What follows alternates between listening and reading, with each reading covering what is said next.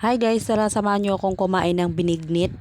Nag-crave nga ako sa binignit kaya pinuntahan ko yung nagtitinda ng binignit dito sa Humayan Food Park.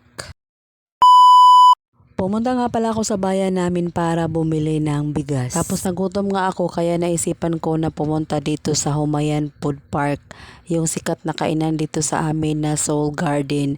Nakita ko kasi sa FB na meron silang tinitindang binignit kaya nag-crave ako sa binignit tapos pinuntahan ko na agad. Wala pa nga gaanong tao nung pagpunta ko dito kasi maaga pa lang.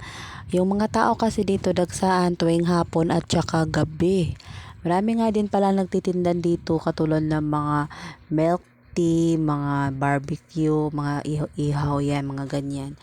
Tapos, ayan nga yung sikat dito, yung Soul Garden. Meron nga din sila ditong 25 pesos lang isang dish. Tapos, meron din silang eat all you can na 99 pesos lang. At dahil ako nga lang mag-isa ay binignit lang yung binili ko isang order. Tapos, binayaran ko na agad dito sa cashier. Tapos, bumili rin ako ng isang coke kasi nauuhaw rin ako. Marami nga din pala silang tinitinda ditong mga Korean products katulad ng mga noodles tsaka yung mga pancit canton na galing sa Korea. Naka-order na nga ako dyan kaya for the go, charis. Dinala ko na agad dito sa lamesa tapos kinain ko na agad. Ako nga lang mag-isa dito tapos konti lang talaga yung tao.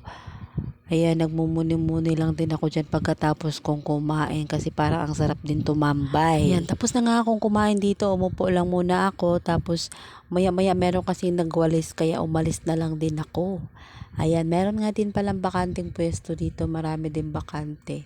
Dito nga pala to sa Humayan Food Park, Minglanilla, Cebu. Habang kumakain nga pala ako ay nagchat yung aking mga kaibigan na pumunta daw ako doon para mag-collab daw kami, charis. Yung mga kapitbahay ko na mga content creator na din, ayan, pumunta kami doon sa bahay nila, doon sa tindahan nila. Ayan, lumabas na nga ako dyan, tapos naglakad-lakad lang ako, nilakad ko lang yung papunta doon sa tindahan ng aking kaibigan. Marami nga akong nadaanan dyan na mga nagtitinda ng fishball, mga nagtitinda ng tusok-tusok. Syempre yung pera ko 25 pesos lang pambili ng binignit kaya sa susunod na lang kayo. Yan, nandyan na nga ako dyan sa tindahan ng kaibigan ko nagtitinda ng lechon. Ayan, nakahanda na nga yung mesa nila, may pagkain na yan. Yung kinain nga pala namin may sili na manok na may gata. Ayan, ang tawag sa amin ay halang-halang.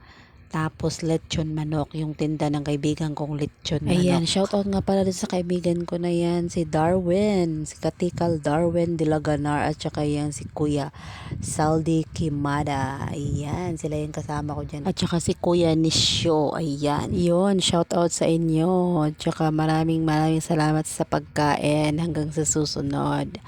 Yan lang guys, buyers.